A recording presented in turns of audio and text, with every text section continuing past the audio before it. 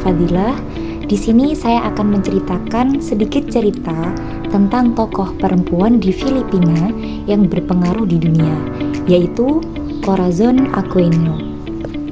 Corazon Aquino yang lebih dikenal sebagai Chori Aquino adalah tokoh sentral dalam pemulihan demokrasi di Filipina setelah era kediktatoran Ferdinand Marcos. Perjuangannya dimulai dari seorang ibu rumah tangga biasa hingga menjadi presiden wanita pertama di Asia, memimpin revolusi kekuatan rakyat, People Power Revolution, yang damai pada tahun 1986. Chori Aquino adalah istri dari Benigno Ninoy Aquino, seorang pemimpin oposisi terkemuka terhadap rezim otoriter Marcos.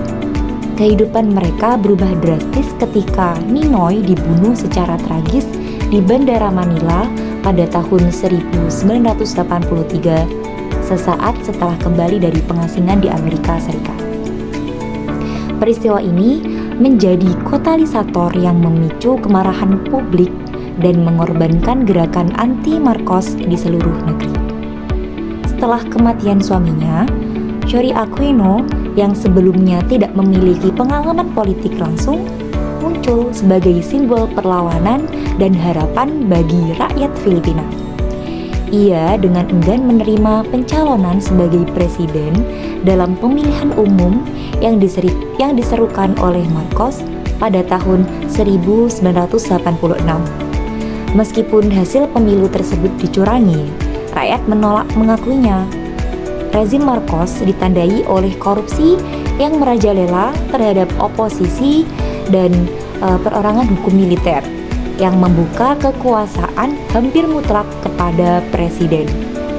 Kepemimpinan Corazon Aquino berupaya memulihkan tatanan demokratis melalui reformasi konstitusional, rehabilitasi lembaga negara, dan ketertiban masyarakat sipil dalam proses politik.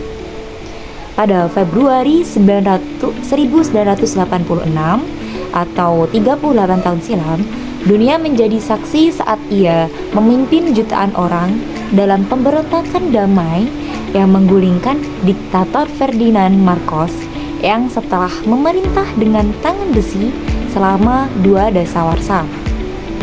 Dan masa kepresidenan dan warisannya, Corazon Aquino sebagai presiden pada pembangunan kembali institusi demokrasi di Filipina. Perjuangan dan pencapaian utamanya meliputi yang pertama ada pemulihan kebebasan sipil. Ia mencabut undang-undang represif yang diberlakukan di bawah darurat militer Marcos. Ada juga pembentukan konstitusi baru. Ia menghapus konstitusi Marcos tahun 1973 dan mengawasi penyusunan konstitusi baru yang demokratis untuk mencegah terulangnya kediktatoran. Yang ketiga ada reformasi pemerintahan. Di sini Corazon Aquino membubarkan badan legislatif yang didominasi loyalis Marcos dan menunjuk komisi untuk memberantas korupsi. Ada juga pengembangan sains dan teknologi. Ia membentuk gugus tugas kepresidenan untuk sains dan teknologi dan mendorong pengembangan ilmiah di negaranya. Di sini masa jabatannya berakhir pada 1992. Chori Aquino menolak untuk mencalonkan diri kembali dan digantikan oleh mantan Menteri Pertahanannya, Fidel Ramos.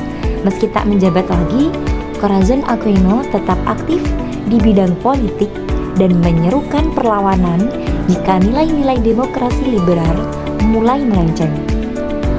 Perjuangan Corazon Aquino dikenang sebagai momen penting dalam sejarah modern, menunjukkan kekuatan rakyat dalam menumbangkan kediktatoran melalui cara-cara damai dan memulihkan demokrasi.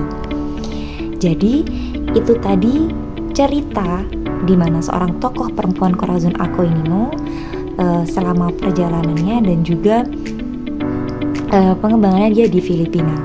Sekian dari saya, terima kasih.